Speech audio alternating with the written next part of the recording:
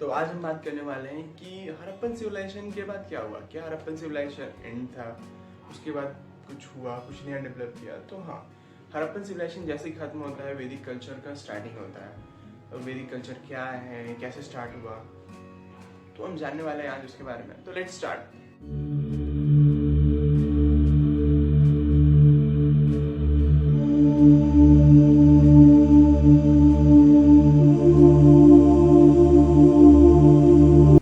जैसा कि हम जानते हैं कि हड़प्पन सिविलाइजेशन एक बहुत ही हाईली अर्बनाइज सिविलाइजेशन थी, जहाँ पर सब कुछ सेटल्ड था, ईंटे के घर में लोग रहते थे। और अब बहुत ही अलग बात हुई कि वापस से शहर से अब गांव की तरह हो गए। मतलब इसके बाद जो सिविलाइजेशन बनी, हम सोचते थे कि भाई और ज़्यादा अर्बनाइज होगी, मगर ऐसा नहीं हुआ।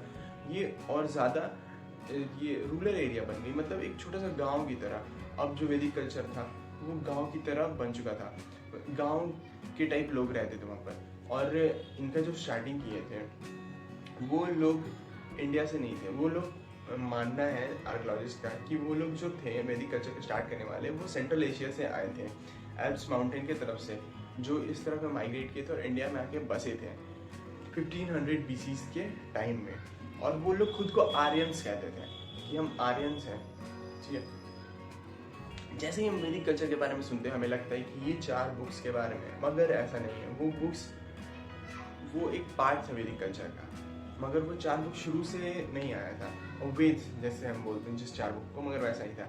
इन 4 बुक्स में वेद नहीं था, वेद एक पार्ट था, सिर्फ 4 पार्ट थे, जिसमें से ब्राह्मण्स, अर्ण्याक्स और उपनिषद थे, और बाकी 3 पार्ट। तो ये, और वेद में 4 बुक्स थे, जिसका हम डिफाइन करते हैं 2 पार्ट में। वैदिक कल्चर को 2 पार्ट में डिवाइड कर दिया जाता है। एक होता है ऋग्वेद और अर्ली वैदिक टाइम, जहाँ पर सिर्फ और सिर्फ ऋग्वेद ही था वेद बुक्स में, बाकी 3 नहीं थे।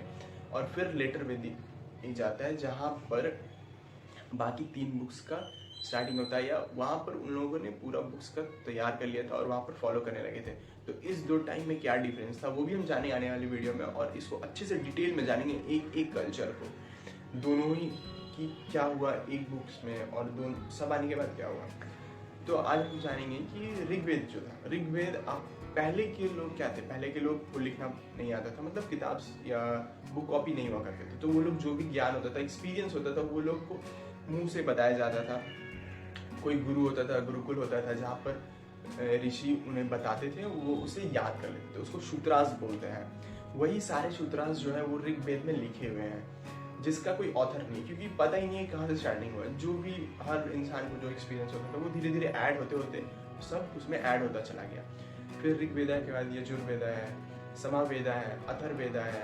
यजुर्वेदा जो है वो सैक्रिफाइस प्रेयर के लिए, मतलब कोई भी प्रेयर या पूजा जिसमें सैक्रिफाइस किया जाता था, कोई भी चीज़, या अपना संबंध हो सकता है, राज्य हो सकता है, पैसा हो सकता है, अपना गलत आदत हो सकता है, या किसी का बलिदान हो सकता है। कोई भी सेक्रीफाइस प्रेयर जो होता था, वो सारा का मंत्र या जो भी प्रेयर था वो सब यजुर्वेदा में लिखा है। समावेदा बुक था जिसमें म्यूजिक के बारे में लिखा हुआ है कि पहले कैसा म्यूजिक, या जो भी था म्यूजिक के बारे में उन लोगों को पता था, वो सब उसमें लिखा है।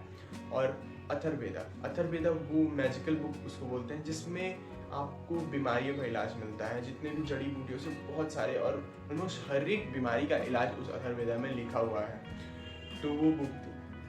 फिर सेकंड पार्ट आती है ब्राह्मण्स, जो आपका हर एक वेद के साथ मिला हुआ, मतलब हर वेद के साथ एक अटैच होता है ब्राह्मण्स, जो एक्सप्लेन करता है कि उसमें क्या लिखा हुआ है, उसका एक्सप्लेनेशन समझ सकते हैं आप। अर्ण्याक्स, अर्ण्याक्स है आपका फॉरेस्ट के बारे में। जब बहुत बार ऐसा होता था पहले के टाइम में कि बहुत लोगों को या तो सजा मिल जाता था कि वहाँ जाओ जंगल में रहो, या बहुत लोग अपनी तपस्या के लिए या कुछ जानने के लिए जाते थे। तो अर्ण्याक्स वो किताब था जिसमें आपको फॉरेस्ट के बारे में पूरा कुछ लिखा हुआ था, जो वो लोग जानते थे। तो वो लोग उसको लेकर जाए, उसको पढ़ कर जाते थे, ताकि वो फॉरेस्ट में अपना जीवन यापन कर सकें, अपना एग्जिस्टेंस रख सकें। और लास्ट आता है उपनिषद। उपनिषद को हम लोग वेदांत भी बोलते हैं, क्योंकि ये एंड वैदिक कल्चर के अंत में, वेदांत उसको बोलते हैं, वेद के अंत में, वैदिक कल्चर के एंड में उसे बनाया गया। उसमें बहुत सारी हाइम्स लिखे गए, अलग अलग टाइप के फिलोसफिकल टेक्स्ट था वो एक, जो फिलोसफर्स लोग लिखते थे, और उसमें वो सारा मेंशन्ड है। तो ये था सारा आज वैदिक कल्चर का एक ऊपर से हम लोग बेस जाने की किस चीज़ पर वैदिक कल्चर डिपेंड करता था। अब इन्हीं सारे बुक्स सबको यूज़ करते हुए, सबका बात मानते हुए पूरी सोसाइटी बनी हुई थी। अब सोसाइटी के बारे में हम एक एक चीज़ जानेंगे, उनका कैसे उनका सोसाइटी था, क्या था, कैसे काम करता था, उनका डेली का जो लाइफ था वो कैसा था। आने वाली वीडियोज़ में हम सब कुछ जानेंगे। तो आज की नॉलेज आपको कैसी लगी है आप मुझे बता सकते हो कमेंट में। आपको क्या सबसे अच्छा लगता है आप मेरे को वो बता सकते हो। लाइक करो, एंड अगर आप न्यू हो तो सब्सक्राइब कर दो चैनल को, कि आने वाली बहुत सारी ऐसी वीडियो होंगी जो आपको बहुत ऐसी ऐसी नॉलेज देंगी जो शायद आपको भी कभी पता हो। तो इसके लिए आप सब्सक्राइब कर दो चैनल को और बेल नोटिफिकेशन को ऑन कर दो, ताकि जैसी वीडियो आए सबसे पहले आपको पता चले।